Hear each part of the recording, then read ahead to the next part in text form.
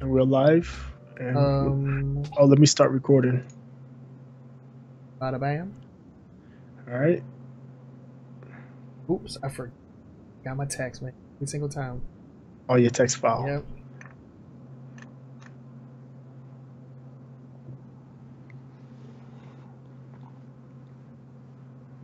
Bam. There we go.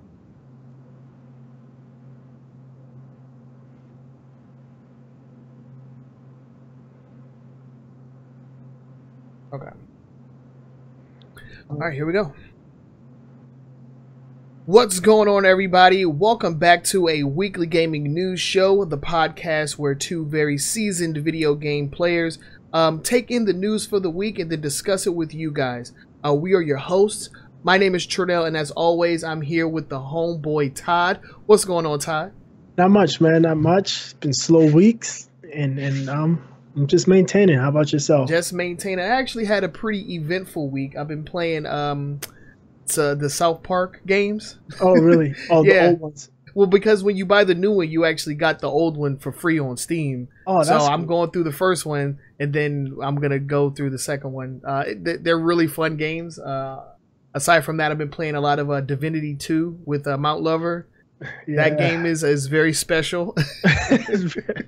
Very special game, and just chilling.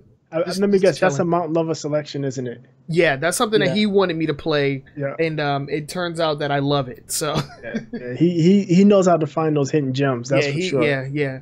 Because oh man, I can't tell you how many all-nighters I've pulled in the last month, dude. It's been pretty bad. Like I'd be on punishment if I was still in school staying up this late. It's bad. I feel bad. But it's another Sunday, so we got a lot of news stories for you guys. We're going to start things off with some updates and corrections from last week's show. So, Boogie, why don't you go ahead and take us to that part? What do we got? Yeah, so the less corrections, more of a bit of an update. The first update is with Hori. We talked about last week they had the Hori mini PS4 wired, officially licensed mini PS4 controller. Right. They were initially announced for Europe only. Apparently, the Hori one is coming to North America in December for $40, $39.99. Mm-hmm. And yeah, if you want a micro or small controller for a PlayStation that's officially licensed, and Hori makes good controllers. They're very experienced. So North Americans, you'll be able to get the Hori controller. There's still no word on the At Play or the Nacon one. Okay. Yeah, because we talked about that, and at that time they were only available in Europe. Right. At least the announcement. The announcement, yeah. So, yeah, I mean, I still really don't see the appeal of a microcontroller, honestly. I mean, I guess if it's for a kid or something like that, maybe. I don't know, maybe for like a young kid or something like that. I'd have to see the price point in order to like justify it, you know? Because $39.99. It's only $40. Okay, so it's not expensive. So not too expensive, a little smaller, probably a little bit more durable. I can see the appeal for like a small kid, kind of like the same thing they did with the 2DS, where it's like a lot bulkier and made of like really tough plastic. So if a kid drops it, it won't like shatter and break and everything. Yeah, I think it's a good starter controller. Yeah. Like I think we talked about it last week with it being super small, good for small hands, and for $40, I mean a standard PlayStation 4 controller, DualShock is usually $60. Yeah. $65 you get special paint job. Every now and then you catch them on sale for $40, but typically it's $60 to $65. So. Right. Not a bad deal. Not a bad deal at all. We have one more update. What we got? Yeah, so we got Denuvo. Denuvo is back in the news. We had a new game released this week. Was it South Park, right? Yeah, South Park, The Fractured Butthole. Yep. That release with Denuvo, DRM, which was cracked in less than 24 hours. It's cracked the same day. There's reports as it was done within 6 hours. It can't be confirmed, but yeah, it's cracked the same day. And actually, we talked about De Novo last week. We did. Being cracked, and last week it was for I forget the game it was on last week. Shadow of War? Yeah, Shadow of War. Yep, yeah, Shadow of War. And then prior to that, there were 2 other games, big name releases that had the DRM cracked the same day. Total War Warhammer 2 was cracked the same day, as well as FIFA 18 being cracked the same day. And then on top of that, The Evil Within 2 was supposed to release with De Novo, and they stripped it off. Good. So, yeah, and De Novo claims to be best in class. If this is best in class, man, yeah. They're gonna have to take some remediation classes, because that's a failing grade in my book. Yeah. I'm not sure what's going on with those guys. I think at this point they're just cracking it just to make a statement, just for the lulz, just to show that we can stop doing it. Why? It's because all it's doing at this point is making it harder for the people that actually purchase the game legally and want to play the game. It just makes it harder for them. Right. Yeah, so, luckily I haven't experienced any kind of issues with the games that I have as far as playing them. There hasn't been any game breaking updates or anything like that. Right. But that's a lot of things that people do worry about. Right. It's a lot of things. And on top of that, it's obviously it's insecure, so it can compromise your system and you not even know it. So that's huge. That's a huge problem when you get a third party program that you really don't want or need compromising your system. Then you have bigger problems than just piracy. Yeah, I'm gonna have to call up Equifax. Oh man. But yeah, so that was our little update sections. Let us know down in the comments if there's ever anything that we misreport or anything like that. Don't hesitate to let us know. We will always be willing to update them or correct that fact in this segment of the show, which is why you don't see it every week, because we don't always fumble. We don't always fumble it. Right. But yeah, let's go ahead and move on to the next segment, which is going to be our weekly icebreaker. And if you're new to the podcast, the weekly icebreaker is just a question that we like to ask of the panel to get a sense of where we are on certain gaming topics. And this week's question comes from Boogie, and it is, what are you playing now, mobile edition? Right. What you playing, mobile edition? This is actually pretty good. Yeah, so we're not going to talk about Xbox or PlayStation or Nintendo Switch, which can be considered mobile. I want to know, on your phone, on your tablet, what are you playing? Do you have a game that you play? I have to look at it. Okay, so there was a game that I was playing a lot of. I haven't touched it in a little while, but it's called it's the Power Rangers Power Battles or something like that. I can't. Yeah, I think it's called just Power Rangers or whatever, and it's a versus fighting game. And it's kind of like a rock paper scissors type thing. So you have block attacks, strong attacks, and weak attacks. And depending on what you press, if somebody presses the corresponding or opposite color, you'll either get a hit or get it blocked or whatever. So it's actually a pretty cool game, and it almost feels like a real fighting game on mobile. And you play online versus real people, and so that's really cool. Other than that, I've been playing Pocket Mortys, which is a shameless ripoff of Pokemon, but with the Rick and Morty universe, and it's freaking hilarious and self-aware as hell. That's awesome. Yeah, I got into Rick and Morty really strong during the second season. I think midway through the second season, I started watching from the beginning. Okay. And I'm addicted, so I just need a Rick and Morty fix. So I started playing Pocket Mortys. It's pretty funny. It's pretty fun. That's cool. Yeah, but what about you? I dusted off Super Mario Run. They had a big update. And it's still more the same. I wasn't overly impressed or overly gravitated toward it. What I have been playing a lot of is SimCity Build It. Okay. It's SimCity for mobile. I think we talked about this one time before. But they just did an update where they added a little PvP. You team up with a group of cities and you attack another group. It's kind of cool. It's just your standard build and collect type game. Yeah. Other than that, I that's about it. I have Solitaire every now and then, and I still play Threes. That's still one of my favorites. It's like It's like a slide. It's like a card puzzle game. You have to add the numbers. So you do 1 + 2 is 3. Then you do multiples of 3. 3 and 3 to 6. 6 and 6 to 12. Yeah. Trying to keep that brain nice and sharp. Yeah, I can't do that, man. Anything math, I'm like, get this out of here. Over the shoulder. Yeah, but other than that, yeah, that's what I'm playing on mobile. Okay. Now I'm playing more mindless games. Honestly, I got the mindless games, and you got like the educational games. It's crazy. Yeah, no, 3 is it's not it's a puzzle game. Well, yeah, puzzle game. Yeah. It's a slide puzzle. Yeah. Okay. Yeah, that's pretty cool. Yeah. So, what you're playing mobile edition? Let us know down in the comment section what you are playing while you're on the toilet, because that's the only time I play these games. Honestly. Yeah. No, when I'm on the toilet, I'm playing my Nintendo Switch. You Switch? Oh wow. He's upgraded. Yeah, upgraded. Yeah. Yeah, I'm usually messing with these when I'm sitting at one of my daughter's practices, either her swimming or whatever. Yeah. Okay, cool. But yeah, so let's go ahead and move on to the quick hits, and these are short little stories that we want to bring up to you guys.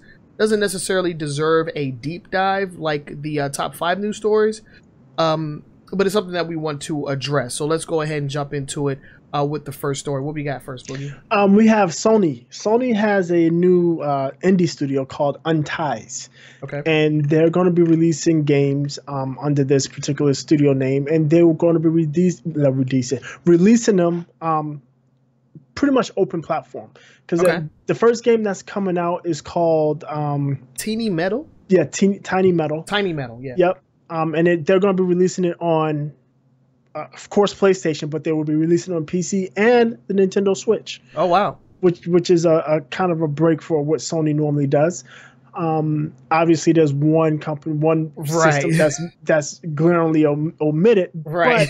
But this seems to be Sony's attempt at an open platform type development. Yeah, I feel like this is the direction that they're going to go in. If we're going to do crossplay or anything like that, it'll be us, PC, and maybe Nintendo. It's crazy that Nintendo's getting all of the crossplay support, all of the love, But like, if you have an Xbox and a PlayStation, like it's still like a head-to-head console war. That's right. You know? That's right. At least on Sony's part, that's what it looks like here. Yeah. What this means, what this says to me is that Sony doesn't feel like they're threatened by Nintendo. But they still feel threatened by Microsoft's Xbox. Oh yeah. Especially with the One X coming out. Yeah, there's a lot to fear. 2 weeks. Yeah, 2 weeks. All we need is the games, man. Give us some games, and it's a wrap, man. Yeah, we'll win the console war. Xbox stand up. No. But yeah. I looked at some of the footage for the game. It seems kind of cool. Yeah. It does seem like the type of game that people could enjoy on the Nintendo Switch. Right. So it's good that it's coming to that console. I don't know. I feel really bad that there's not a lot of games that are being brought over, or at least not a lot that you are hearing about. So I mean, this looks like a pretty cool game. It's like a RTS type. Right. Game, yeah. Right? It's a strategy type game. Yeah, and it's like a cell shaded or a cartoony type graphics and such. But yeah, it looks pretty cool. All right, let's go ahead and move on to the next story. What we got? Okay, this one I had to put in here because I think is both outrageous and hilarious. Okay. So Sony just released Gran Turismo Sport, right? Gran Turismo Sport would be their answer to like Forza Horizon. Mm-hmm. You know, Gran Turismo is their simulation game. This is more of an arcadey type, right? Okay. So they released the Gran Turismo Sport Super Bundle. In Taiwan. And it costs 1.398 million new Taiwanese dollars, which is about 46,300 American dollars. Why? So in this bundle, you will be getting 1 million in-game credits.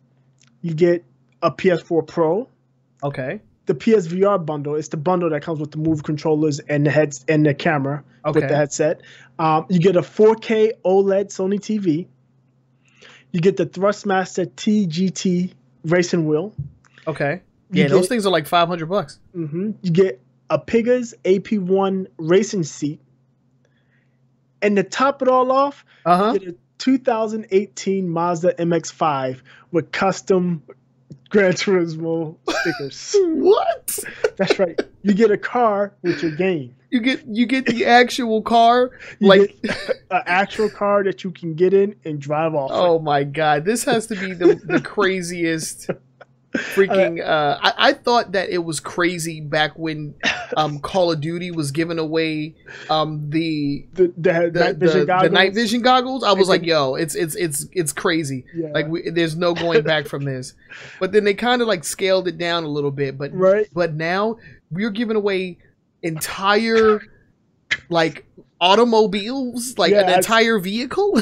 Right. The only thing that annoys me, the thing that annoys me more about this, is something silly. Do I get the car in game too? Oh God.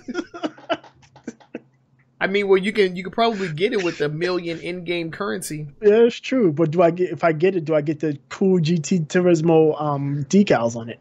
Yeah, I don't know. That's crazy. Who's gonna buy that? There's gonna be at least one person that buys it. I promise you. I mean, do they have multiple versions? Do they have like multiple like cars that giveaways, or is it just like one? You have to go. So to actually buy this, you have to go to a website, sign up for it, and it seems like it's something they piece together for you on a special order basis. Like it's pieced together per order. It's not something that they have bundled. They don't have a bunch of Mazda Miatas or MX-5 sitting there with all this stuff in the trunk. Right. Once you order it, they bundle it for you and deliver it to you that way.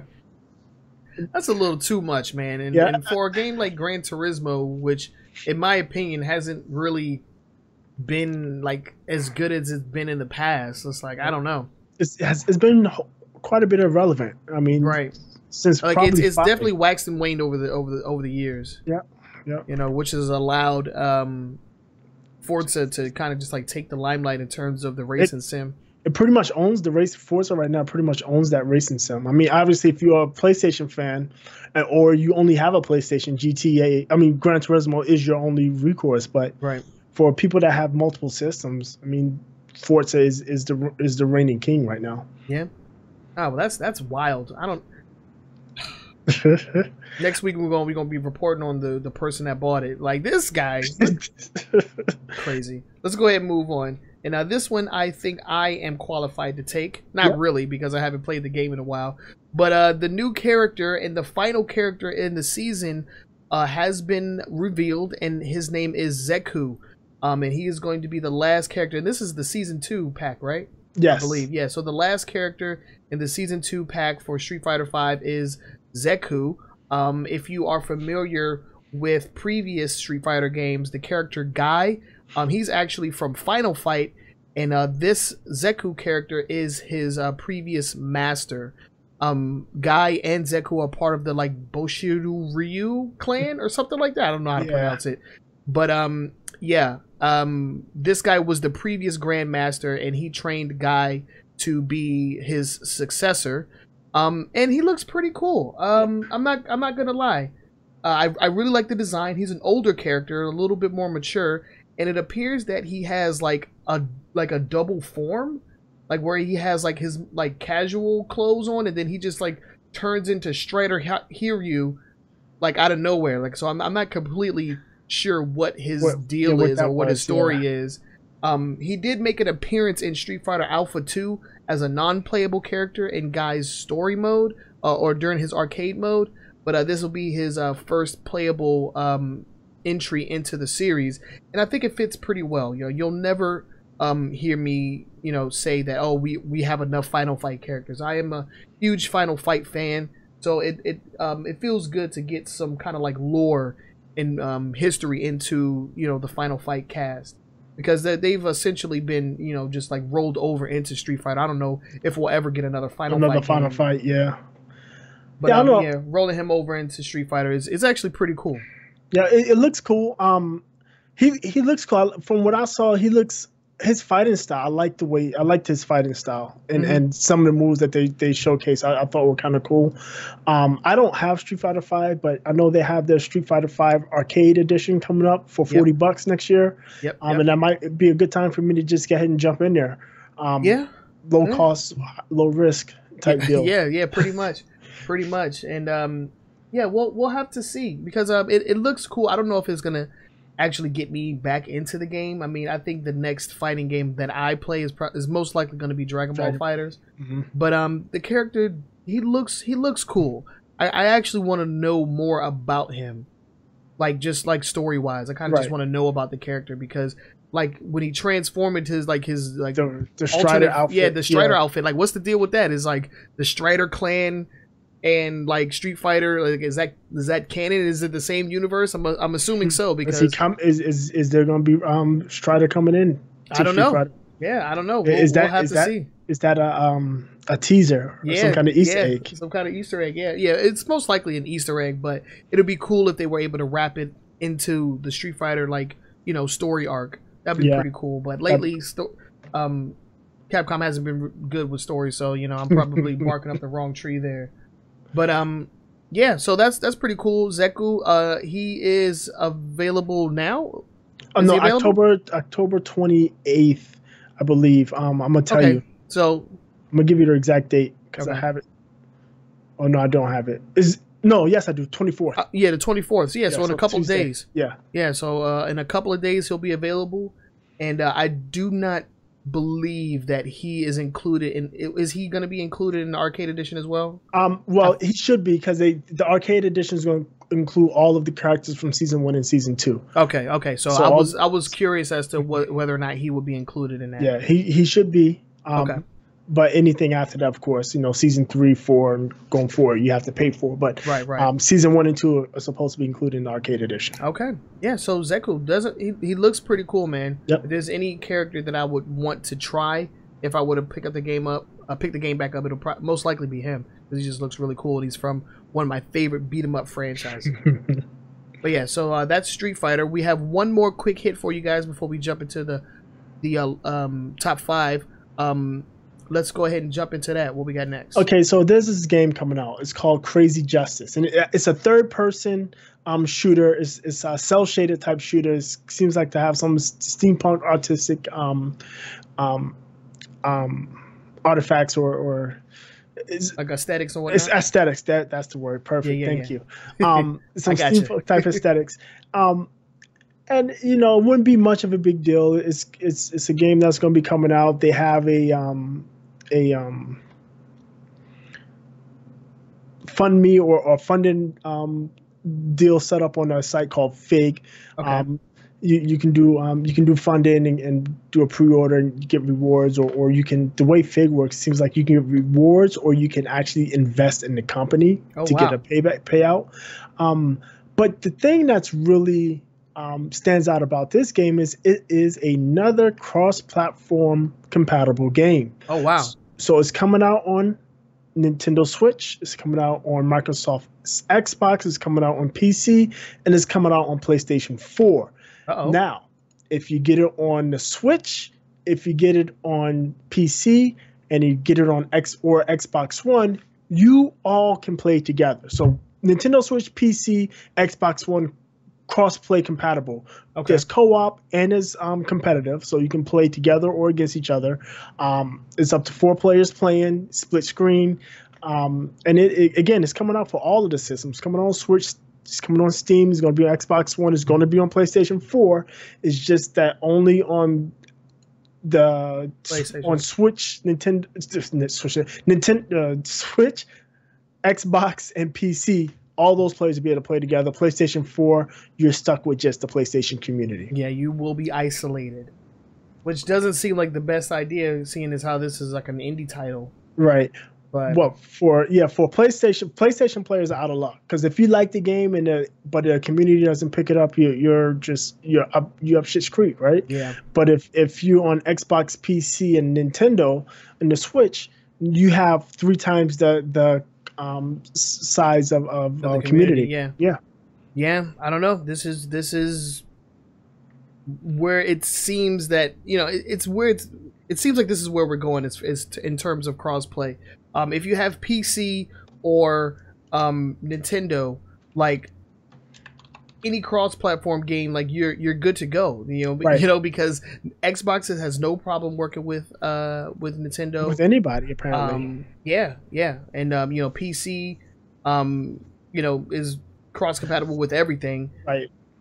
But the whole Sony and Microsoft thing is just like somebody does not want that to happen. Well, we know who it is. They've said it, and we also know that there's no technical problems with doing it. As was Fortnite. It Epic? Yeah, Epic Games proved to everybody that it's pretty easy to do.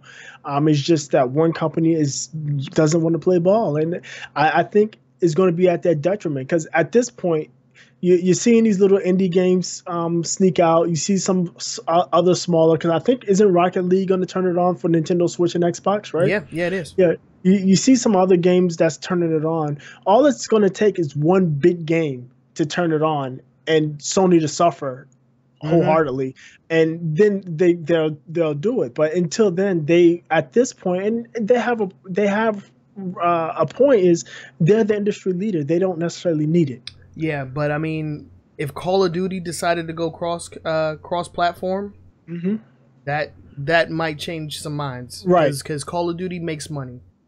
You know, like it or hate it or love it. You know, that series, that franchise, makes moves. Like they move copies every single year. And if they decided, you know what, we're gonna support cross-platform play. We want our community to be united. We don't care what kind of controller you're using. We just want you to play the game. So we'll have to wait and see what happens. But I mean, it's just crazy, man. It's crazy that this is has been a talking point for so long. We've been talking about it for a few months now. How all of these indie studios and these really cool games are coming out, and they are cross-platform for everything else except for PlayStation. It's like they're being left in the dust. But then we just talked about that Tiny Wars. Yeah, that's going to be cross-play as well. Is it? No. Cross-play, but yeah, Tiny Wars is cross-play between what's it called? Isn't it cross? Didn't it say it was crossplay between Sony? I didn't see anything about. I didn't see anything about crossplay. I know it's coming out on. Oh, they're just publishing it. Sony's just publishing it. Yeah, okay, they're just publishing it. Okay. Yeah, there's no crossplay. At least not that I can see. Okay, no, you're right. Yeah, I misread that. Okay. Yeah. So yeah, Sony does crossplay, right? Because they have the crossplay with Street Fighter V. Yeah. Street Fighter V is PC and Sony, but is there any other that they are? And I'm willing to bet money that Capcom had a lot to do with that, bringing it as keeping it exclusive to PlayStation. They say, hey, look, if you're going to keep it exclusive, you got to let us do something. Yeah, and that's how they couldn't just come out with Street Fighter V and only have it on one platform. That'd be commercial suicide right there. Like Street Fighter already didn't sell a lot. Like just imagine if it wasn't out on PC as well. Right, exactly. Like that would have been crazy. Yeah, I think Capcom kind of forced the issue of crossplay because if you look at it, Sony doesn't have many outside of Street Fighter V, and I'll have to research it, but I don't know of many other games that Sony does crossplay with. I mean, the only type of crossplay that I can recall with Sony is the crossplay between PS4 and Vita. Yeah, that's it. Yep. With their own house or family of consoles. But I don't know. It seems like with them publishing a game for the Switch, it seems like they're open up. It could be. I don't know. Like I said, I just feel like Sony is sitting on their high horse. They're doing what Kodak did. Remember, and Kodak actually they invented, or they were the first camera company that did digital camera sensors, right? They made digital sensors. They had patents for it, but they just put it on the back burner and said, we're just going to do film and print, and they just let the industry pass them by.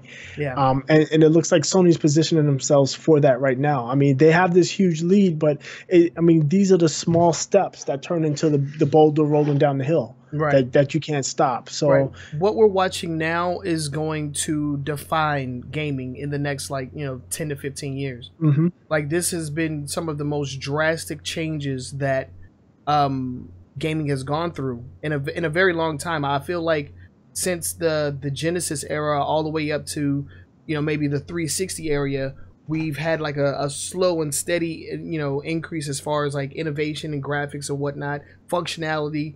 But now it's like things are just being taken to a whole nother level. And there's a lot of changes that are coming through. We have the rise of the incremental upgrade, instead of like a whole new console. We've had issues with oh well, how are we going to do backwards compatibility? You have companies going back to physical media instead of using disc. It's just a lot of changes. Consoles are handheld now. It's like it's a little crazy. And I think if Sony doesn't want to be on the wrong side of history, they're going to have to play ball with this crossplay. They're going to have to make some concessions for sure. Definitely.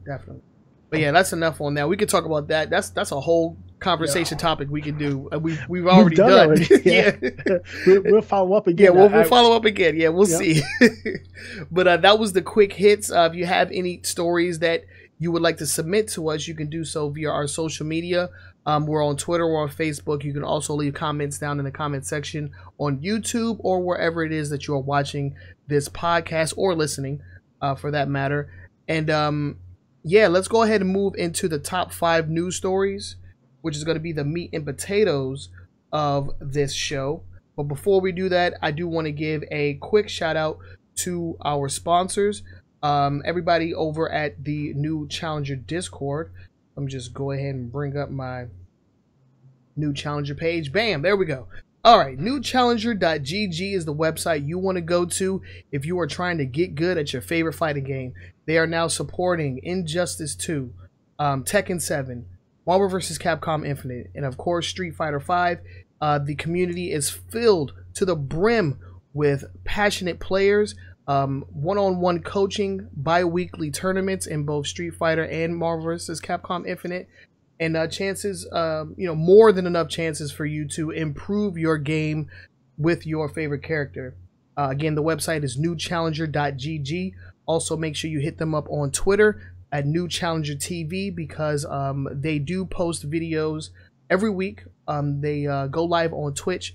And they do the beginner breakdown, which is a very cool series where they take a user submitted match or video and they break down, what it is that you can improve on to, basically help you get your game where you need it to be.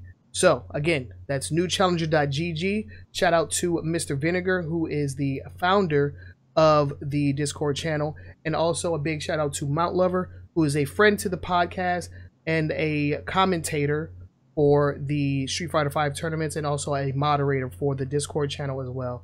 So make sure you guys go ahead and join up and let them know that True Sonic sent you. And so let's go ahead and get into the top 5 news stories. And just a little bit of a disclaimer. This first story is going to be a little sensitive. We debated, well, we didn't really debate, but we had a talk before we went live on whether or not we should talk about it, and we think that it's pretty important. It's a pretty relevant story, mostly because a lot of the information of the sources that we use came from this website. And if you're not sure what we're talking about the story that's surrounding NeoGAF at the moment. NeoGAF is a website and forum that houses a lot of information when it comes to video games. You have industry leaders, you have developers, publishers that actively post on these threads. And so when a lot of news comes out, it's most likely coming out of NeoGAF, especially leaks. I mean, a lot of professionals use NeoGAF. A lot of them use NeoGAF with pseudonyms, so they release industry stuff. The leaks. So a lot of leaks show up on NeoGAF. It had been or has been a very good source for news, especially breaking and again, especially news leaks. But yeah, so they're going through a tough thing right now. They're going through a very tough situation. Without naming any names or getting too specific. Someone came out as a part of the whole hashtag Me Too. That whole situation that's going on in Hollywood. A lot of female women and men have come out with their stories as well. There was an individual that told told a story, posted it online, and when people asked about who it was, initially no names were named, but then excuse me. But then, of course, the not the actual name was put out, but more of like pseudonym, the pseudonym, or the tag, the claim, the username, the username for someone on NeoGAF was put out, and of course it was Evil Lore. And if you are unfamiliar with Evil Lore or NeoGAF, he is the founder of the website. So right now there's accusations of sexual misconduct involving Evil Lore, and a lot of the admins and members of NeoGAF have just opted out, have requested to be banned, want absolutely nothing to do with the website. And from what I've been hearing, a lot of the threads that were popping up initially were like closed down and removed, and a lot of people were just getting banned for just talking about it. So right, this is a very serious situation.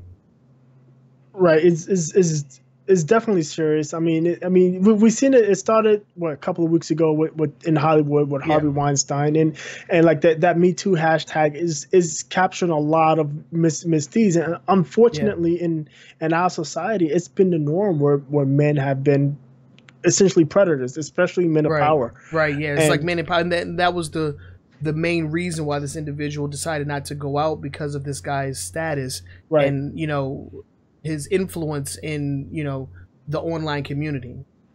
But I mean, it's terrible. It's a terrible thing that's going on. Right. There's never a place for it. No. If you read the account seemed a bit much, and the fact that the young lady was afraid to come out simply because she was afraid what would happen to her professionally and personally after she was assaulted, and that's something that needs to be fixed, and that needs to be fixed everywhere, because I mean that's a lot of you see that echoed all over the places. The victims don't come out because they're shamed, they're not believed, or they're retaliated against, and they don't have any recourse after that, and something's got to change. And I'm willing to bet that maybe this may be the first big story we've heard in the gaming industry, but it's not the last. It's not the only one out there. No, definitely not. Yeah, it's bad, and it's so bad. It's so bad that we have a president that's admitted to on video to assaulting women, and he still was voted in, and and that's how this country, I can only say for this country because I don't live in any other country, but that's how this country has treated sexual assault. It's like, oh, it's no big deal. It's men being men. It's locker room talk or locker room behavior, or, you should be flattered. But I mean, an assault is an assault, regardless of anything.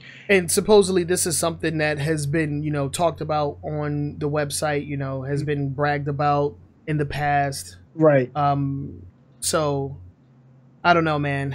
It's a huge story that just went down, and I don't know. I think going forward, I mean, the website is down, but just going forward, I don't think that we would ever associate ourselves with NeoGAF ever again. I mean, we're a small podcast. We never pride ourselves in being like the #1 news source or anything like that. So getting something from NeoGAF isn't something that it isn't necessity. Right. The only chance NeoGAF would have is if Evil Lord just went away and handed her over to somebody else. But it's still even then, the damage is probably already done. The damage has been done. Like, there's been posts online. I think every single admin has elected to be permanently banned from the site, and just wants absolutely nothing to do with it. Yeah. And that NeoGAF is primarily run by its admins. Yeah. Like the day-to-day structure and everything. So this was a huge fall from grace. NeoGAF has probably been one of the most respected websites in gaming for a very long time. And that's all going to change. Well, it has already changed. It's already changed, and like I said, I mean, something has to change societally as to how sexual assault is treated, reported, and how the people are punished. Because the problem is, these guys they're not punished, and that's the biggest problem. It's like, what's the point? They get away with it, and what's the point of reporting if the person's going to get away with it? Now you're a victim twice, right? Right. So that's a problem, and something that needs to be fixed. I don't know how to fix it, because to be quite honest, it doesn't seem like the people in power really care to. No, I feel like if they did, it would have been fixed a long time ago. Exactly. Yeah. Yeah, but let us know what you guys think about it. This is it's a very sensitive topic and something that we don't talk about on the show a lot, just because we're more gaming oriented. Right. But when it has to do with us as gamers, as and especially as like gaming news enthusiasts, with the podcast and everything, I feel like it would be a misdeed if we did not bring attention to it and just give our thoughts on it. So we would love to hear your thoughts on this story, whether or not this is something that is going to impact you or not. Just let us know. Just let us know what you're thinking down in the comment section. But yeah, let's go ahead and move on to the next story. I didn't want to turn this into like a downer episode, but we got some more bad news, unfortunately. Yeah, we do, huh? We got some more bad news, unfortunately. This is not as disgusting, but it's bad news nonetheless. Nonetheless, yeah, bad news. Yeah, go ahead. You can take it. So, Visceral Games, the purveyors of you know them from Dead Space, and they did some other stuff, but Dead Space is their biggest claim to fame. Mm-hmm. They have been working on the next Star Wars project, a single player or adventure type Star Wars games, and they're closed. The EA is shutting them down, just like that. It's unclear what's going to happen with the people in the studio. Well, a lot of them have been, just like placed in other like EA studios, but there has been a lot of people that have posted online that they are out of a job. Yep. Yeah. And the thing is, the Star Wars game has been moved to EA Vancouver. We talked about that office. It was like EA Motive, Motive, and somebody else. They merged them and made them EA Vancouver. Yeah. So that studio, this game is being moved there. And Amy Hennig. Hennig, something like that? Yeah, who came over from Uncharted, was actually heading this project, and she's off the project. It's been moved to Steve Anthony, who's out of EA Vancouver, and it's unclear if Amy is going to be continuing with EA or she's going to be moving on.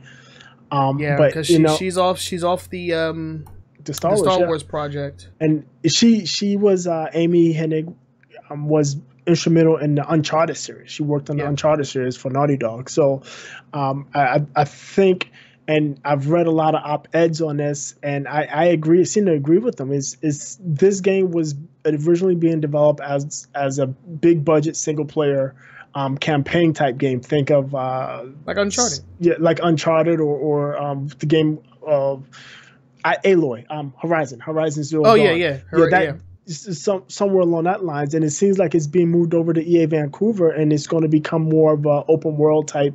Think GTA or Destiny or something, or what's the other game that's coming out? Anthem. Yeah, one of those type of games, and it's really a big blow for that single player narrative. I mean, it seems like those games aren't. That's not the studios or the publishers don't think that's what people want. Right. I for one like those games, and I still do want those games, but I could be in the minority. Dude, I don't know, man. I really feel like the single player action adventure game is going the way of the beat 'em up. Is just like something that is super fun, super enjoyable for time after time, and we're just not getting as many as we used to get. I mean, just think of last gen. How many single player adventure games that spawned from the last generation that are just either being like canceled or tied into something else, or I don't know. It's really strange. I feel like they had the perfect person in charge to create such a game, right? And now they're going to turn it into something completely different. Like it's being completely overhauled. Yeah, they pushed the original date for Street Fighter, but for Star Wars, the Star Wars games was sometime in I think first quarter 2019. Yeah, and that date's been pushed. Yeah. A new date has not been noted or released, but that date is now it's in the dust. So yeah, I'm a bit sad because I was looking forward to a single player narrative. I'm like, remember, one of my favorite games of all time, not just because of Star Wars, is KOTR, Knights of the Old Republic. Man, that game was amazing, and it was a single player linear type. I mean, it played like Mass Effect, where you can make decisions and slightly affect your gameplay or what was happening, but it was amazing. And I was looking forward to something like that coming again, and it doesn't look like there's any chance at this point. Yeah, and it's really sad when you see exactly how things transpired with Visceral Games. Because they made a few games before. They hit it big with Dead Space. Like they had the Dante's Inferno game, which was pretty fun, more kind of like a God of War type of game. I had never played it, but I've always heard like really good things about it for being like a new IP. Like it kind of like stood on its own two legs. Another game that they came out with, or I think they made a Lord of the Rings game. I can't remember. The third Lord of the Rings. They made two. Yeah, The Return of the King and the Third Age. Yeah, so they had made a couple of games, but after the success of Dead Space, they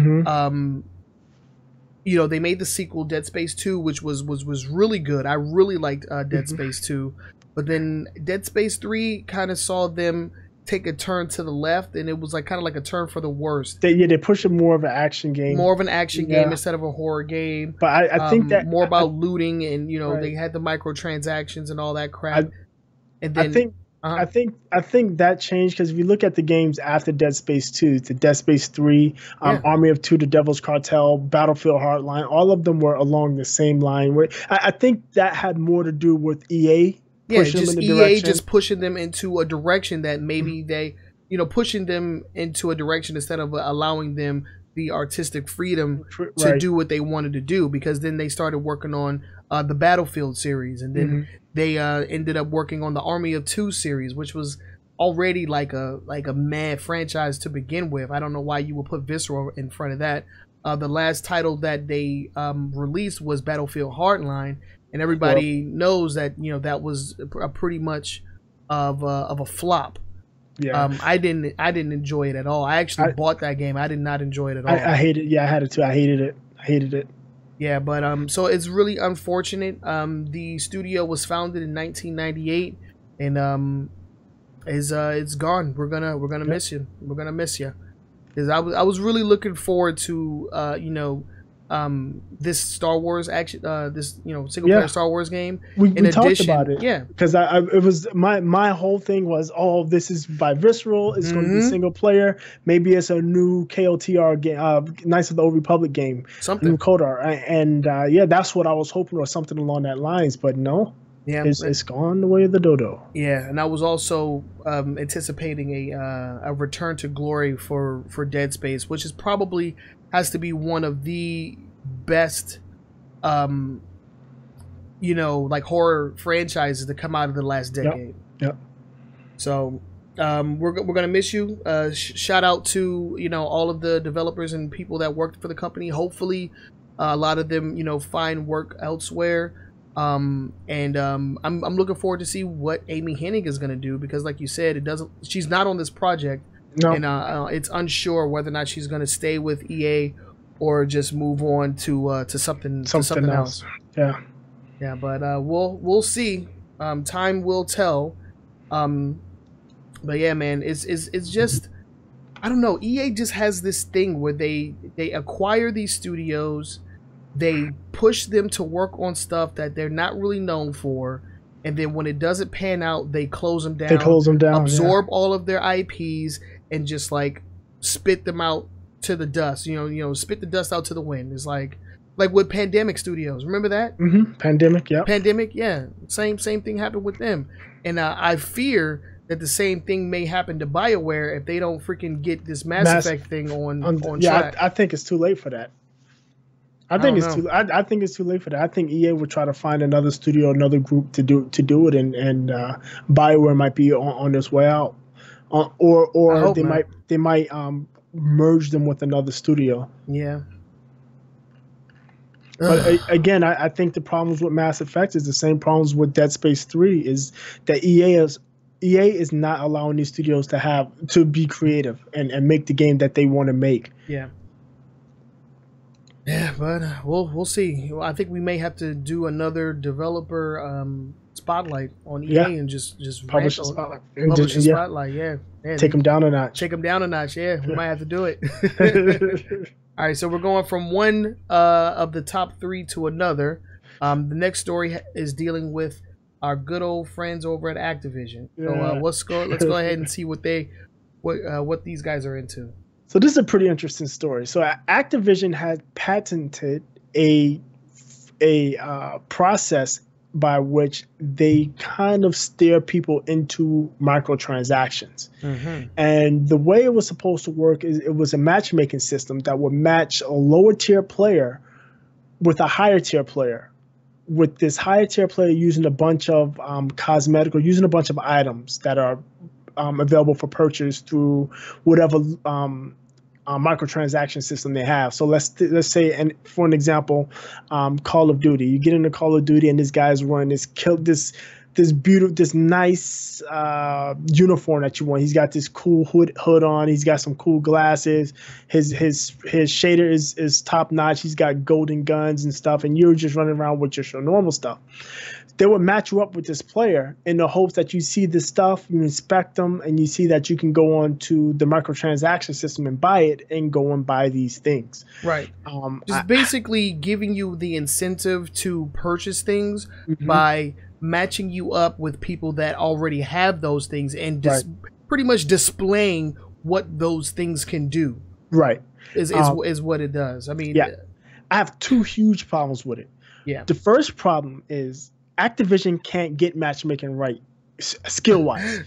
They can't match players. I mean, we talked about this last week. When I jumped into Call of Duty, I'm like level 2 or 3, and I'm playing somebody that's like 2 prestige running with all of the best weapons already. I felt that was silly. That's a matchmaking issue. So if they can't get the skills-based matchmaking right, how in the hell do they think they can get this microtransaction? I bet you they would get it working because that's going to make the money. The skills-based, they don't really care.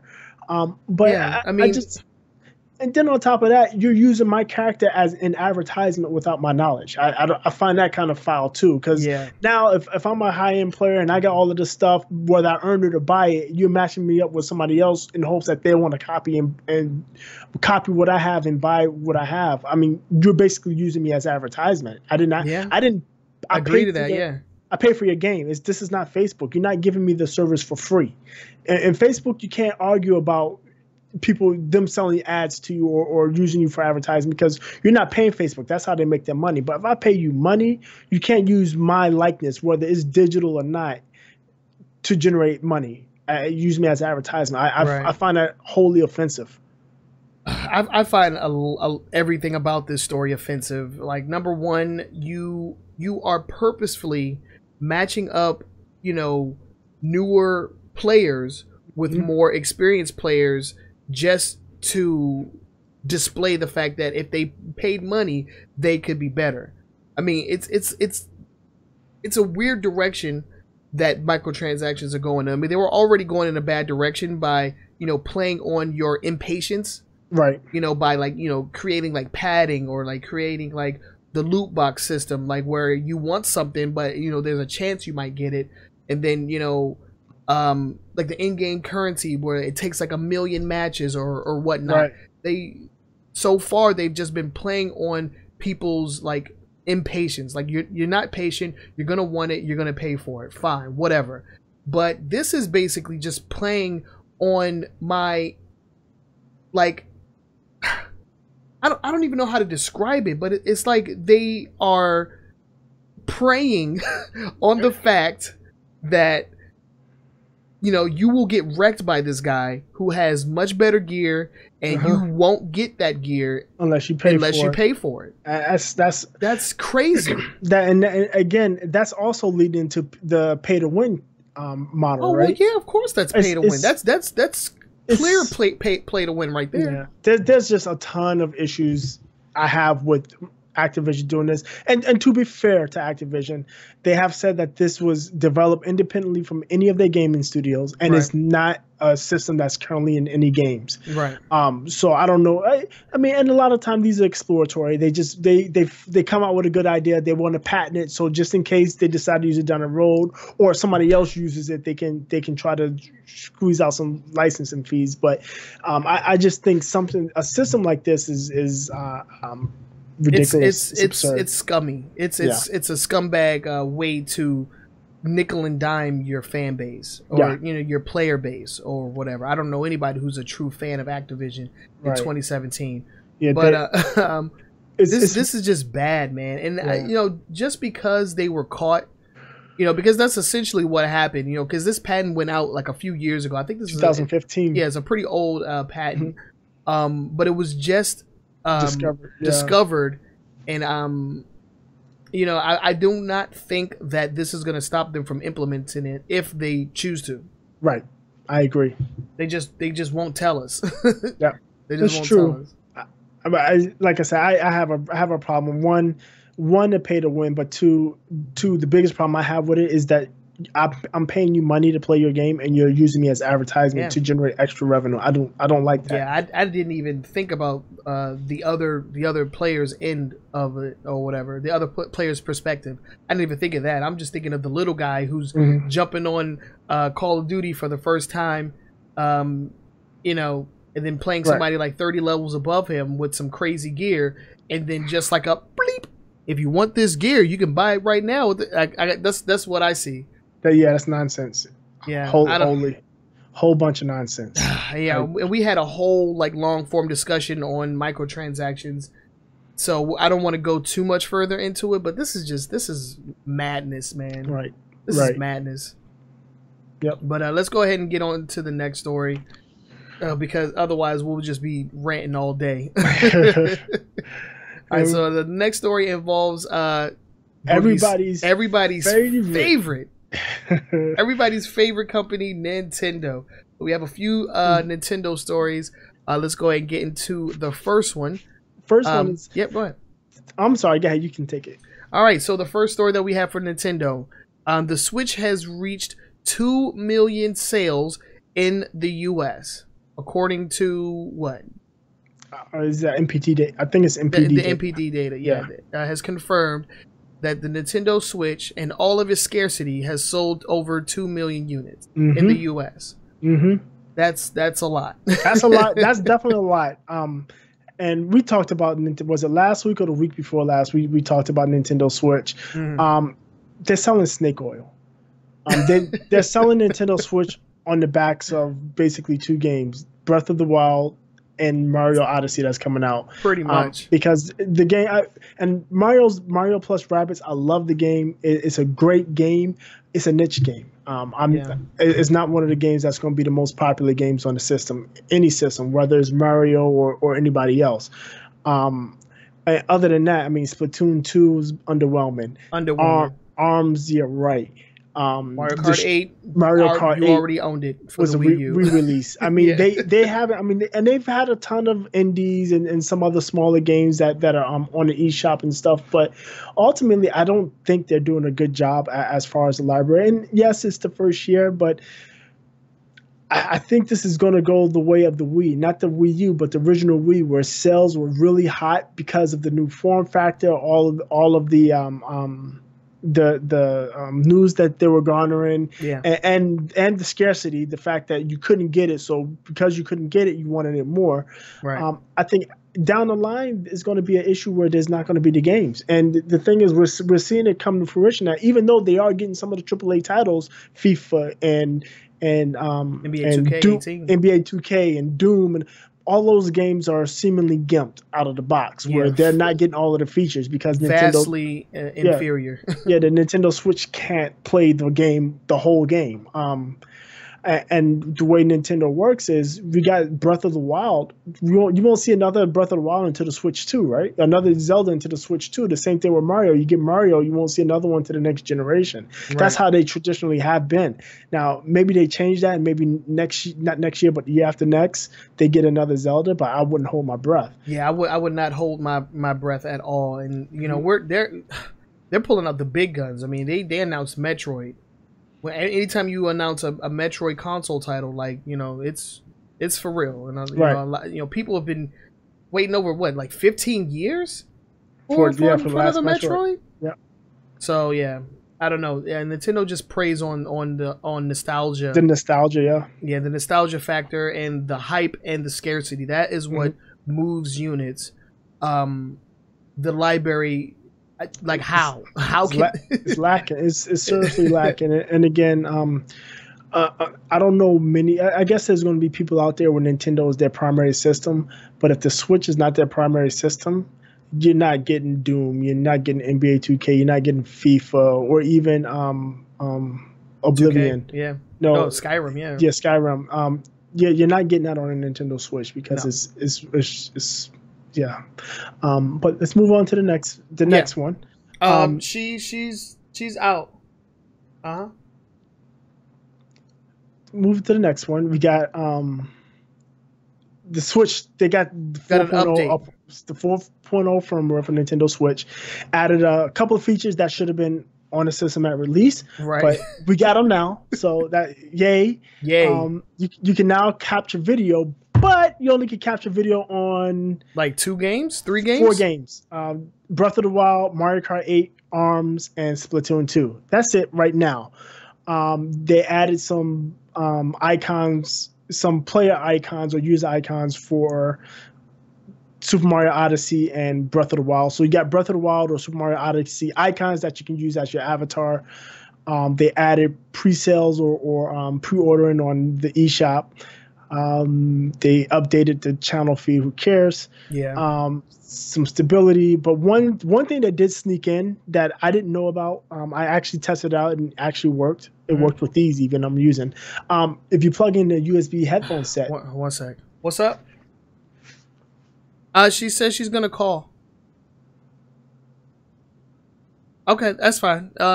That's fine. Okay. So, if you plug in a USB headset, you can get audio through the Switch. If you plug in a USB headset into the Switch, you can get audio. Into the dock. Okay. Into the dock, you can get audio. And apparently, I don't have wireless ones, but if you have a wireless set that uses the USB dongle to send it to your headset wireless, that works as well. Oh, wow. Now, it's not voice chat. It's just game audio. It's just game audio. Okay. Right. So, I mean, that works. That's cool. They also added the fact that you can transfer save data to another system, too. That's a big one. Yeah, that's definitely a big one. But, I mean, again, all of these, including the headset deals, all of them are things that should have been included at release. So, I agree. So, like pre-ordering, like, why could, like, I don't know, dude. Yeah. I don't know. Yeah, just a lot of stuff that should have just been implemented into the system at launch. We'll see what other things come further, because when you say about the audio, I don't see that here in the notes. It's not in the notes. Somebody found it out and they posted about it, and I tried it. It worked. At least it worked for me with the headsets I'm using. These headsets that I have are USB. I plugged them into the dock. It worked. But again, you just get the audio. Okay. You're not getting. There's no voice chat. You're not joining parties, anything like that. But I mean, if you're somewhere you want to be quiet, you can plug in your USB headset. Maybe your significant other, your kids are somewhere sleeping and want to disturb them, but you want full audio. You can do that now. Okay, so that's actually pretty cool. Any volume settings or? I didn't notice. I just did it. I did it just enough so I can see if it worked. Okay. I didn't go really deep into it. Cool. What's the next Mario story? Oh, Nintendo story. Yeah, Mario vs. Rabbids. They got the Mario vs. Rabbids DLC that released. That they didn't really tell anybody about it releasing. But yeah, the sneak releases. Yeah, sneak release. So apparently, what happened is this past Monday, people who pre-ordered the DLC, because remember when the game first came out, you were able to pre-order DLC. You just didn't know when it was coming out. Right. They started receiving receipts, and in the receipts it had the release dates for the DLC. Okay. And the first pack, DLC Pack 1, had a release date of the 17th, which was this past Tuesday, I think. And then the second pack's release date is January 16th, 2018. The current pack, the first pack released 8 hard or ultra hard challenges. I know you've played Mario vs. Rabbids. You know the challenge missions after you've beaten the levels. Right. They have some harder versions of them, 8 of them, and then they opened a 4 level co-op campaign. Okay. So you can play co-op and on these 4 levels if everybody has the DLC apparently. So there's that. I don't know. I think Mario vs. Rabbids is a fun-ass game. It's super fun if you like the turn-based strategy games. The animations are cool. The audio is cool. It's just a fun game. And if you're into it, you like it, go for the DLC. I probably won't get the DLC because while I really do enjoy the game, I don't enjoy it that much. Right. Yeah. I've put like maybe a few hours into it. I beat like the first 2 worlds, and then after that I was kind of over it, honestly. Yeah. It's a little too slow for me. Like, I don't know, it's a little too slow paced for me. Yeah. So I couldn't stay with it much for that much longer. So I definitely won't be getting the DLC. I think the one thing that turned me off was the fact that the entire game wasn't playable co-op. Yeah, it was just the co-op missions, but then you had to actually beat the world in order to unlock the missions, more co-op missions. And I'm like, this isn't what I signed up for. Right, exactly. It's not what I signed up for. Exactly. Yeah. I felt the same way when it came to the co-op stuff because I was excited about the co-op. But I was gonna. It was something that I could play with the GF, but no. Whatever. Whatever. But yeah, that's enough Nintendo news for one day. Unless you got some more. Is there any more? Okay. No. That was it. Those are the 3 stories. Just those. All right. So let's go ahead and move on to our last story in the top 5. This one has to deal with Microsoft. We've had stories for just about every major gaming company in the business today. But yeah, so the Xbox One fall update just went through and the new dashboard is live. So what can we expect from the new dashboard? Okay, first I'm going to ask you, did you have this before or did you just get it when it went live? I believe I had it, but you know me, I don't turn on my Xbox that often. Right. so I honestly can't tell. Yeah, I've had it since I think August. Like the middle of August was when the alpha release came out, and it didn't look it looked basically like this, but a lot of the features were added later. Okay. I like it. I like it a lot. It's faster. It's more intuitive. I love on the guide now there's bumper navigation as opposed to you having to use the thumb pad or just struggle to get through stuff. Yeah. All of the good features are on each tab. So when you go into a tab and you look at like say you go into the guide and you look at parties, all of the most popular stuff, the stuff that you would need to see are right there for you. The same thing when you just open up to the basic home. When you open up the guide, the home is right on top, and then your most recent used like apps or whatever are right there, and then at the bottom the games with gold stuff shows up. You can go right there to get the free games. I like the way it's set up now. It's more intuitive. It's faster. It's I don't know. I like it. The main thing for me is that the change did not confuse me at all. Like I was not lost with this update. Like I was able to get in. I was like, okay, they did change it. So yeah, I do believe that I got the fall update a little early because I am in the what's it called, the preview pro Xbox preview. the preview program. But I think I'm just like tier 1 still because I don't get on. But it's pretty good. It's pretty good. I do like the fact that you can have everything that you want on the first page. Right. Another cool thing that they implemented was the fact that you can have more pins. So I think you can have up to 40 pins. Yep. Because before it's like 24 or something. Yeah. So they increased the amount of pins that you can get. Another cool feature, and this isn't something that that I would be able to take advantage of. But it is something cool. When you go into your games and apps, you can actually filter them by either Xbox One games, Xbox 360 games, or Xbox One X enhanced games. So they have filters because like I know for me personally, I have a lot of my Xbox 360 library is ready to play on my Xbox One. So when I bring up my games, a large list just like shows up, and it gets a little cluttered, a little hard to navigate or find something specific. So being able to filter out, like, okay, I just want to look at my 360 games. Okay, I can just want to look at my Xbox One games. It gives you that option. So that's pretty cool. I like that. I like that you can actually pin users to the front page. So your friends, your favorite players, your favorite people you like to play with, you can pin them to the front page. It even show like when you first go into the when you first open your Xbox, the home page, it shows across the top, like if you have a friend that's playing a specific game that you've played a lot, it'll show that person online playing that game, and you can easily just, click on them and join the game, join their parties, so on and so forth. Okay. I also like the screensaver feature now. So if you're sitting idle for a while, the screen dims and it shows like these little cards that flash up. But if stuff happens, that shows up and you can quickly access it by holding Y. So if it's say you're busy or you're just not paying attention and it goes to the screensaver and say you jump online and it say True Sonic's online, if you hold down Y, it'll open up your card so I can join you, or it'll show me a notification. True Sonic is now live streaming on Mixers, on Twitch. Hold down Y and it pops up that stream for me right away. I like that feature. That's really nice. You can turn off notifications during video. I think that's always been a feature though. Yeah, that was 360. Yeah, and yeah, it's just.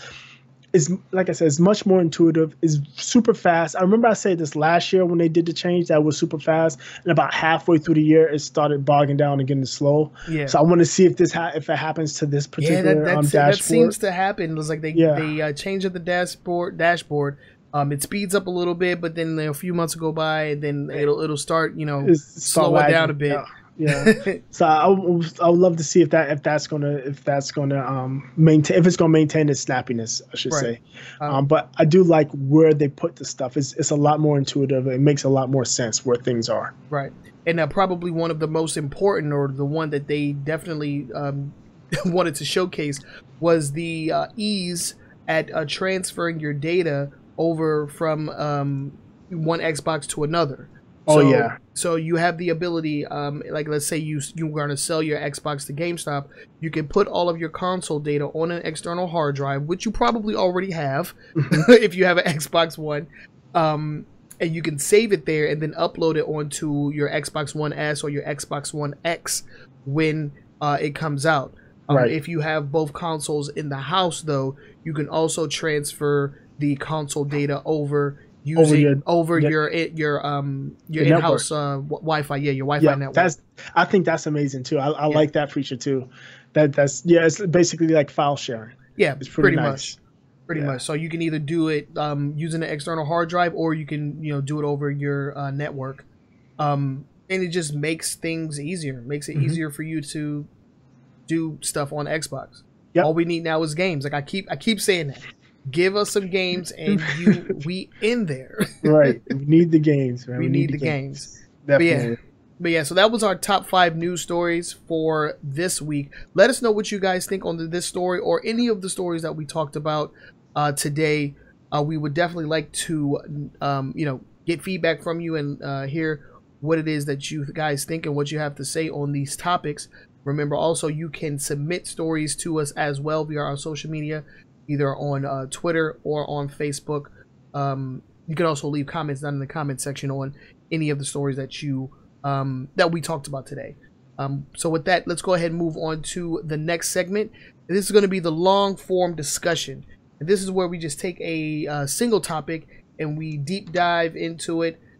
So without further delay, let's go ahead and get into it. What's the long form for this week, Boogie? Okay, this week I have a question. It stemmed from something we talked about last week. and it continued this week. Even there's a couple of stories in here, but the question is, what the effect mobile gaming has had on the core gaming ecosystems, and what I mean that is, again, when I'm saying mobile, I'm talking about cell phones and tablets only. I'm not talking about handheld systems like the Switch, DS, or Vita. But the effect that they've had on the ecosystem, and the biggest effect that I see is the rise of the microtransactions. Dude. That is it. I mean, when what's it called? The Candy Crush craze was out, and people were spending money just to go to extra levels. The Simpsons game where you had to buy the donuts. Yeah. And what was the other game? The Kate Upton game. Clash of Clans. Oh yeah. Yeah. She always did the commercials for that. Clash of Clans.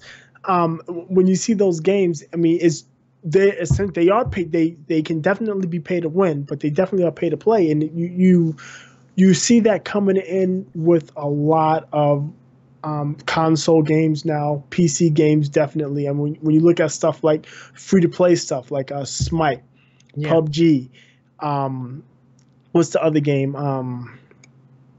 Oh gosh, Fortnite even. Yeah, the Battle Royale. The Fortnite Battle Royale. I mean, you see those games.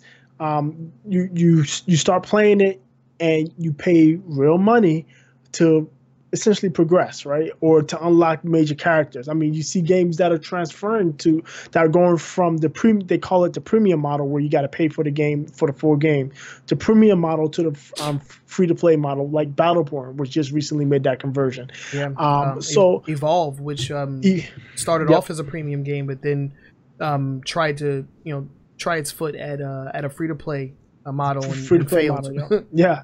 So and you see a lot more games that are coming out with this free to play model and pay for stuff, and then on top of that you have the premium games that are skimming off the top, where they charge you for the game and they have the microtransactions. And that's where I was going. Is like you see a lot of these like mobile game influences in our games.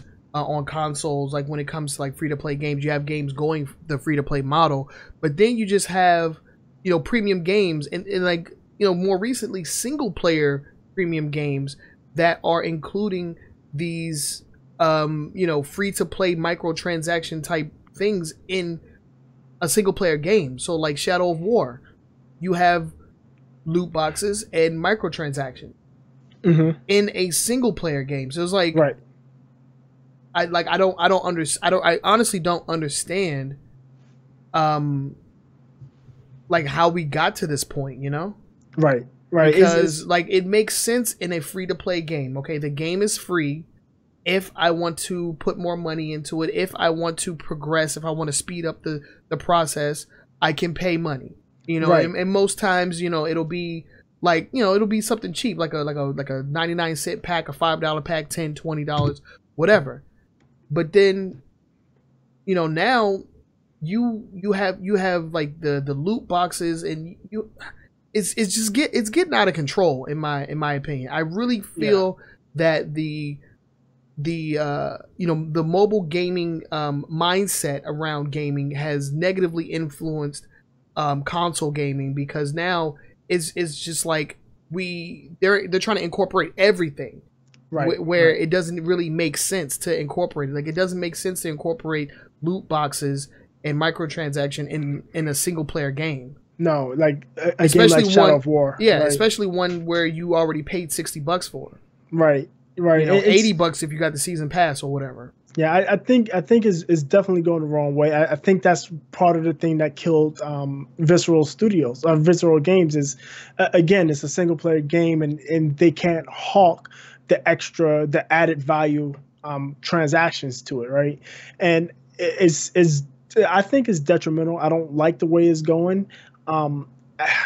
Is really bothersome the way it's going, and the only way we can get away from it is don't participate. But unfortunately, there's a large portion of the community that participates that don't mind it and don't really think about the consequences, because what they're doing is they're pushing us down a road where eventually you're going to be stuck with one specific item, one specific character, and the only way for you to get something else is to pay. Right. And I think that's going to be a horrible model, but it's going to be the only one to play game. It will eventually be one of the only ways to play games out, at least the AAA titles. I mean, you'll still be able to play indie games, and there's going to be those developers that are upstanding, like, hey, look, I'm just going to release a game that you're going to play. You pay me once for it, and that's it. And that's it. And I mean, like I said, I don't mind microtransactions when it's purely cosmetic and when it's purely optional. But when it starts walling off parts of the game or walling off items for me, it's a problem. Yeah, because technically, the true ending of Shadow of War is being walled off by forcing DLC. you to either grind for hours in order to obtain the chance to get something out of a loot box, or just pay money to try and get it faster. That's a problem. That's problematic. Yeah. Yeah. It's like you don't even see the end game credits until you get to that point. Right. And that's bad, man. Yeah. Again, you're walling off part of the game, and I mean, there's other issues. Other effects that mobile has had on the core gaming ecosystem, we talked about this too, is the incremental upgrades, right? Yeah. So now instead of a system lasting 7 to 10 years like we had previously been accustomed to, now we got 4 years in, we got 3 years in, we got the PlayStation 4 Pro. 4 years in, we get the Xbox One X X-Ray. I don't know where that ends. I mean, is it going to be every 3 years now that we're getting new stuff? Because the way cell phones work or mobile devices work is every year there's a there's a new model, right? And you don't necessarily have to buy it every year. You probably, if you're on Android, you're good every 2 years. If you're on iOS, you can go 3 years, 3 to 4 years. But it's still. Are you going to be? Am I going to be every 3 years having to buy $300 or $400 system to keep up, right? Yeah, and I don't know, because then you have these companies that are not really about backwards compatibility anymore. Mm-hmm. This company. Sony and Switch, and Switch. Yeah, Switch is not backwards compatible at all. That's right. And this is a first, because last gen, all 3 consoles were backwards compatible. PS3 initially it was. To start it was. Yeah, initially after a while. If you got the original, if you got the first 2 editions of the PS3, you had the PS2 Emotion engine in it. Yeah. And then after that they took it out. Yeah, they took it out. But 360 had Xbox games. Wii U had Wii games, and the Wii had GameCube games. Right. Well, I think the Switch's issue is that it doesn't. If it played disc, it probably would be able to. But I think the issue is that they went to a whole new physical media format. Well, yeah, but I'm just saying, like in this current generation, there's only one console that has backwards compatibility. Yep. So it's like, are they going to continue that trend? Like we don't know. We do know for sure. Microsoft has said, what's his name? Phil Spencer, right? Yeah. Yeah, he said backwards compatibility is one of the big tenets of the Xbox. That's part of the Xbox brand. So from what he's saying, is always going to be there. The other two have not said as much. So that's something to keep an eye out on. But it just seems like the gaming studios and the gaming industry is looking at mobile and saying, me too. I mean, you can even look at the way the conferences are held now. Microsoft has its own thing. Sony has its own thing. Nintendo has the Nintendo Directs all of a sudden, and they don't bring their biggest and baddest out to the big conventions. You don't see all of the big stuff at Gamescom or E3 or what's the other one, Tokyo Gaming Show and that stuff anymore. I mean, even at PAX, and where they were showing up at PAX and Penny Arcade with stuff, they're not showing up with anything new or anything unannounced anymore. Just updates from what we've already known, and then when they have their own isolated event, then they'll bring out the big guns. Right. So I mean, there's a lot of stuff that's the mobile industry has had. A lot of stuff that has affected a lot of stuff from the mobile industry that has affected the gaming industry. And I, to be quite honest, the way the gaming industry was set up previously, I don't see much that has been positive. I don't. I mean, maybe you do. I don't. I mean, the only thing that I can say that came out of mobile gaming that influenced console gaming in a positive way is mobility. Like, you can now take a Switch anywhere. You can take a home console anywhere, you know? But is that from mobile cell phone gaming, or is that just from mobile gaming, the core mobile gaming, when you look at your PS Vitas and your Nintendo DSs and Game Boys and such? I don't think that. Well, I mean, I think that it influenced Nintendo in a way to, of thinking like, okay, if we're gonna come out with I think mobile console gaming might be on its last limbs. I don't think we're gonna get another DS after this, or another like Nintendo handheld after this. I think that the Switch is a handheld.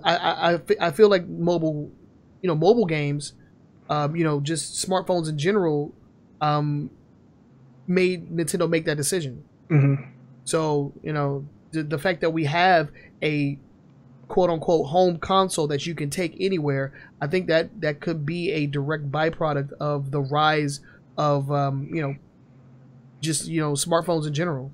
Yeah, it's like nobody is gonna carry around a smartphone and a DS in their pockets. It's not something that I'm gonna do. Mm-mm. But I don't know, man. Yeah, it's just interesting. I just feel that, like I said, the gaming industry has looked at at least mobile gaming, and they've seen, especially when they look at King, like the Candy Crushes and the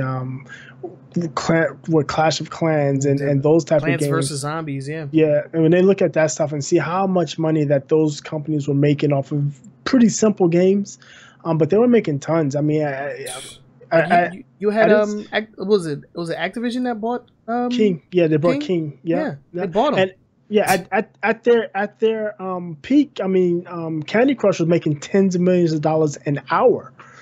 I mean, it's nuts with the amount of money that they were making. But yeah, I can see, at the end of the day, these companies are for profit, and they look at money as that. They look at the bottom line, and at the end of the day, they say, "Hey, look, this is making money. People are going to do it, and as long as they do it, we're going to exploit it." And right, is wholly disappointing that the industry is moving this way. I just hope it slows, and I really don't want to see. I don't want to get stuck with a bunch of games where I have to pay the premium price to get the software, and then on top of that, I have to pay additional money to actually enjoy it. Right, because like we've pretty much killed that in terms of MMOs. Yeah. Like so that's really weird how that happened. Like, the whole like monthly subscription fee with MMOs just practically died. Mm-hmm. But now people are okay with buying a game at full price, but then happen to incrementally just like put in more money to get the full experience. Yeah, because the only pay for MMO that actually survived any of it was World of Warcraft. Right. That was it. I mean, everything else was just gone. And dude, I don't even hear about World of Warcraft anymore. People still play it. I'm sure they do, but it's not like a prominent thing. Like I don't hear about I don't see World of Warcraft being like the #1 streamed game on Twitch or anything like that. Yeah, none of that stuff, yeah. So I mean, it's still a thing, but it's definitely not as relevant as it once was. Well, I know they still have several million active accounts. Now, whether they play or not is a different thing, but they have several million that are actually paying that $15 a month. Yeah, it was actually in their earnings. It was, I forgot what the number was, but it was a good chunk of money coming out of there. Yeah, but I don't know. It's just really weird how we eliminated that aspect of gaming, but now this new like microtransaction era is so prominent and like everywhere. Right. So the game companies, the publishers, not necessarily the developers. I will absolve the developers because I'm willing to bet 9 times out of 10 when you see these microtransactions in the game, that's a publisher feature, not a developer feature. Yeah. As long as the publishers keep pushing it, it's going to be there. What it's going to take, because typically when you see these microtransactions, like the Shadow of War outrage. Yeah. When they were hearing about what was the other? Oh, the Battlefront 2. They people got a whiff of how they were doing their microtransactions. Outrage. It's going to take somebody to implement it really bad, and it's going to have to hurt sales to a point where it's detrimental to them. Right. And until that happens, they're going to keep pushing it. Like people say that Overwatch does it right.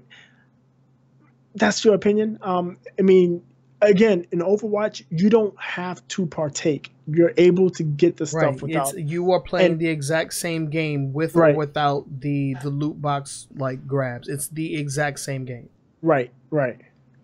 So yeah, I don't know. I don't like it. I don't necessarily like the way mobile gaming has affected the traditional gaming or core gaming ecosystem. Yeah. And I definitely don't want to see these microtransactions get any worse than they are. Well, if Activision's patent is anything to go by, it looks like we are heading for a very, very negative place in terms of microtransaction and their impact on games. It's like you said, it's gonna take some serious backlash, and somebody's gonna have to lose a lot of money. Like a game might have to flop. Like we might have wholeheartedly, like wholeheartedly. Nobody, like hardly anybody buys it. Right. Like it has to flop hard for them to be like, okay, well, this is not where the money is, because that's essentially what's happening right now. Like when we were just talking about it with the Star Wars game. The main reason why they closed it down is because it wasn't going to generate them a lot of money going forward. Revenue. It was going to be a single player narrative, probably, pretty linear or whatever. Not a whole lot of replay value. So like where am I going to get, the extra money outside of the $60 initial purchase and maybe a season pass for like extra DLC? Right, where's $40, right? Right. Where's all the other money going to come from? Right. And I like you said, it seems like they're going to turn this IP from a single player narrative into more of a multiplayer game, open world, open ended, kind of, so they could just like milk you with microtransactions. Right. And I don't know, man. That is the current gaming trend. So it makes sense for them to do that because that's what's making money. That's what's making the additional money. Money, yeah. Yeah, and you know what? I wouldn't be. And the worst part about it, from what I see, is they're not increasing developmental budgets. Mm-hmm. They're not increasing development, but if anything, they're cutting and they're cutting the development time frame. They're pushing these games out as fast as they can, as cheap as they can. That's where you see all of the bugs, the unfinished stuff, the glitches, and all of that stuff. And it's disappointing. I mean, yeah, I guess this is where we're at right now. I just like I said, like you said, it's going to take one major flop with microtransactions. Just the community is going to have to pick one game and just shun it, wholeheartedly to make these not the developers, I'm sorry, the publishers understand this is not what we want. We don't want this. Yeah, you're gonna have to talk with your wallet, man. Which is partly the reason why I didn't pick up Shadow of War. Mm-hmm. Yep. And the whole microtransaction thing, it really turned me off from that game. And I was a huge fan of the original, huge fan. I love that game. And it looks so pretty too. It looks good. It looks really good. But like I was watching a review earlier today, and in the pause menu, they are trying to sell you stuff, loot boxes, like go to the shop, do this, do that, and it's like scrolling by. It's like these little ads in the pause menu. I'm just like, dang, man, it's bad. It's just not. Again, if this is what you're gonna do, you got to give me the game for free, something, and then I still won't play it. Yeah, I probably won't play Shadow of War until it's an Xbox game for gold. Because I'm not gonna spend money on that. Yeah, I hear you, man. I'm not gonna support that kind of that system. I'm not going to support that system, man. Nope, me either. I'm with you. I'm with you on that. But all right. So that was our long form discussion. Let us know what you guys think. Do you agree with us? Do you disagree? Are you a fan of microtransactions, or do you hate it like we do? Because we hate us some. Well, we hate when it's done in a nefarious way. We hate bad microtransactions. Right. Like I said, if it's cosmetic, it's cosmetic, it's not going to mess with me, and I can still earn the stuff in game by just putting time into it. I'm fine with that. But when it's going to not allow me to finish the game, what? Get the hell out of here. Yeah, so let us know what you think down in the comments section. You can also hit us up on our social media as well. We're on Facebook and Twitter. Let us know what you think. Because, it's... I know we've been talking about these issues for the last few weeks. And I feel like, the more we talk about them and, the more attention is being brought to them, the more stuff that just pops up. I mean, yeah, it's just every week there is something going on in gaming that just is like, wow, I can't believe that this is happening. Right, unbelievable. Unbelievable, changes in how things work. Yeah. But yeah, let us know what you think. We're definitely curious. But yeah, we're gonna go ahead and get into our final thoughts. This is the part of the podcast where we just breeze through the stories that we covered today and just give our final 2 cents on each one of them. I'll go first. As far as the Hori PS4 controllers, Hori does make a very good controller. I have 2 Hori controllers in my house right now, one for each of my consoles, and both of them work on PC, and I enjoy them. So if anything, it will be a quality product. Denuvo, just stop. Just stop with Denuvo. It doesn't work. Like, how many times does the internet have to prove to you that something doesn't work? What's it called? The Sony indie studio publishing a game for PC and Switch. That's actually pretty cool. Hopefully that will open up the window to some kind of crossplay outside of Street Fighter, because it feels like that's the only crossplay title that Sony has. They don't release any of their first party titles on. I think Lawbreakers might be cross-platform as well. PC, PlayStation. I think you're right, but Lawbreakers flopped like crazy. Sorry, Cliffy B. Yeah, sorry, bro. 46K freaking Gran Turismo Sport Bundle. Like, why, dude? If anybody buys that, like, I want to meet that guy. It's like, just why, bro? Well, if you're already going to buy the car, might as well get the PlayStation 2, right? I guess. Get a PlayStation and a TV.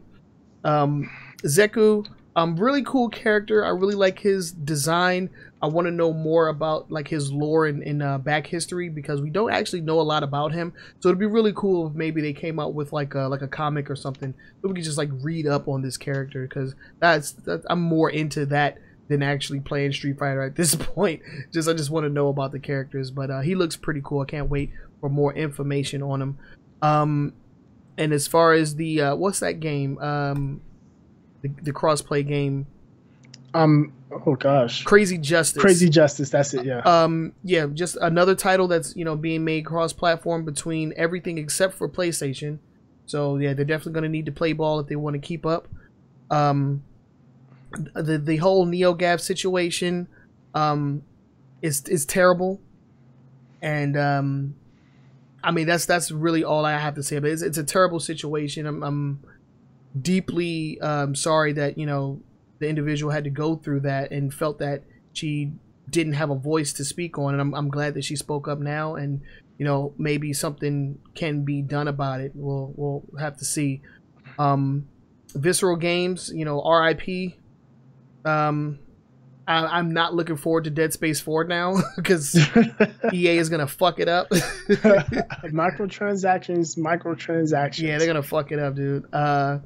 Activision and its patents can just go straight to hell. I think this is probably one of the most scummiest things I've ever had the displeasure of learning about. It's like, when I learned about that, I was like, are you kidding me?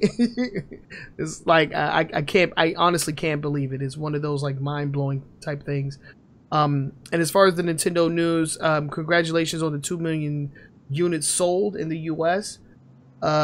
We need better games because I'm done with Mario Kart 8 and Splatoon 2. So I mean, Mario Odyssey is coming out soon, so I'll definitely be playing that. But yeah, the console, it needs more updates. Like they're trying to like sneak in these little, you know, updates here and there. Like, oh, you can do this now, you can do that now. Like this should have been available at launch. At release, yeah. I'm looking forward to the Switch in like a year. Like this time next year, the Switch should hopefully at that point in time will be a competent system with, you know, basic features. Because right now it's still lacking on a lot of them. The Mario & Rabbids DLC, I'm not gonna pick it up.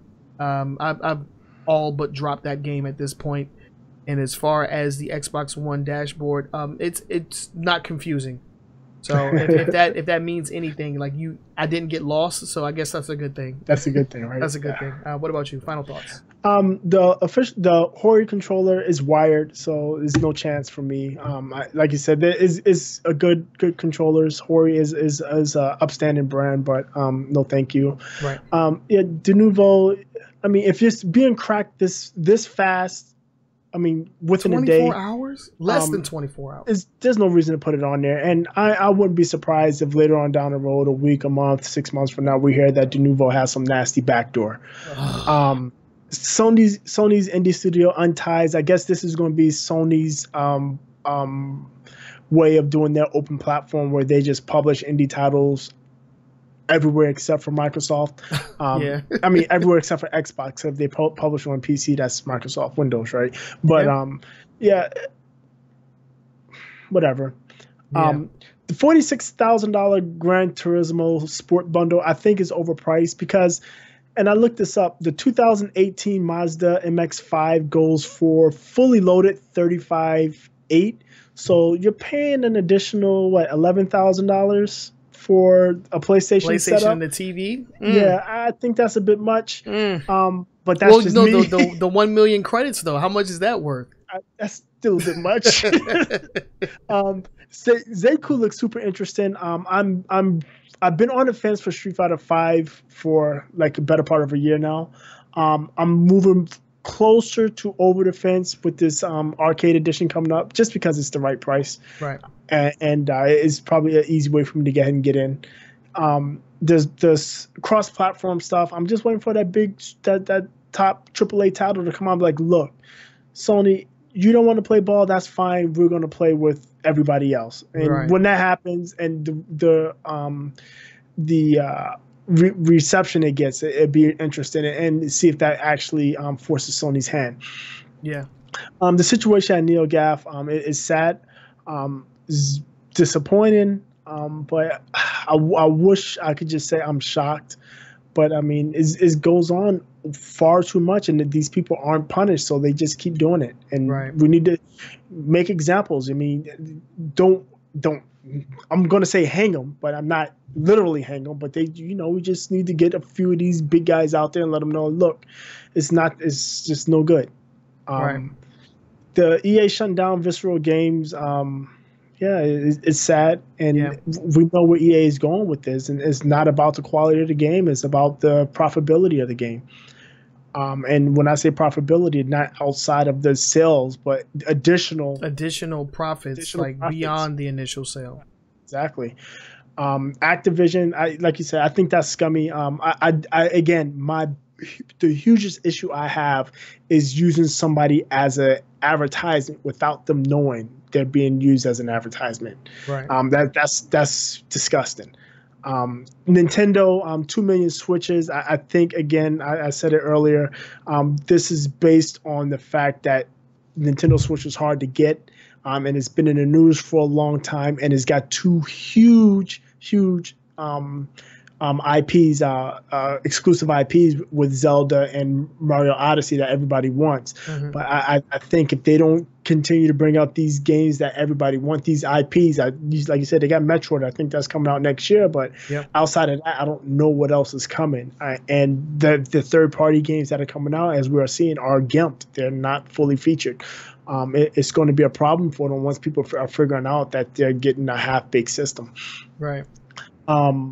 the latest update, like you said, I mean, this is stuff that should have been on there. From the stealth headphone update to the swapping game saves and the video recording for only 4 games. Thank you very much. Is whatever. The Mario's and Rabbids DLC, I think that was handled poorly.